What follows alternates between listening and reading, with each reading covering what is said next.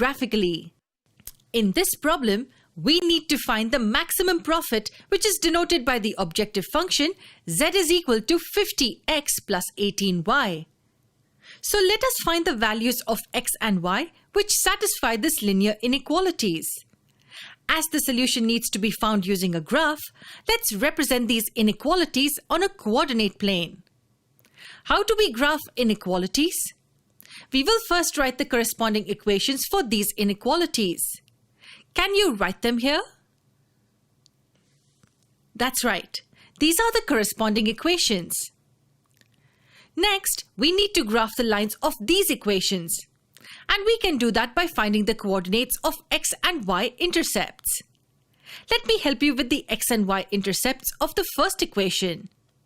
For the x-intercept, we substitute y equal to 0. We get the value of x as 50. So the coordinates of the x-intercept are 50, 0. And to find the coordinates of the y-intercept, we substitute x as 0. That gives us the value of y as 100. The coordinates of the y-intercept are 0, 100. Similarly, we get the x and the y-intercepts of the second equation.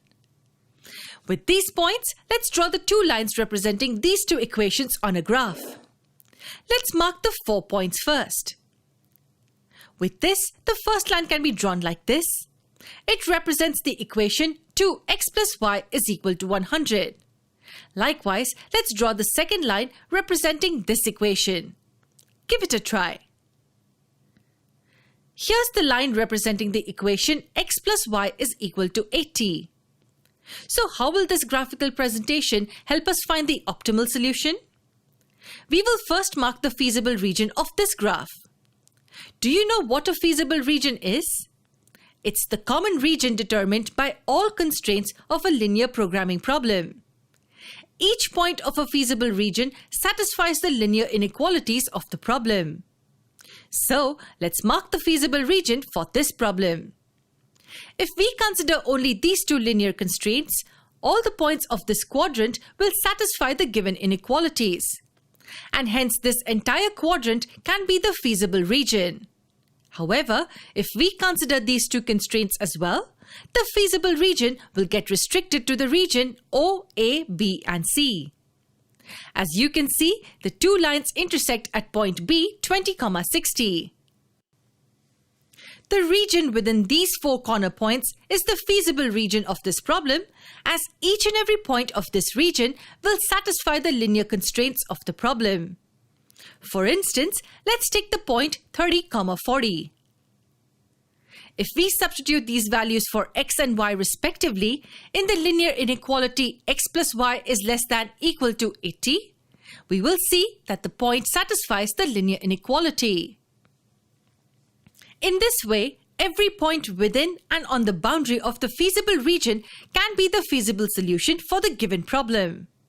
It means the points on and within the region satisfy the linear constraints. Then how will we find the optimal solution? Since there are many possible solutions for this problem, we will use the corner point method to find the maximum profit. Now, what's a corner point method? In this method, the solution of a linear programming problem lies on the corner point of a feasible region. The coordinates of the corner points are substituted for the values of x and y in the objective function. In this example, points O, A, B and C are the corner points of the feasible region.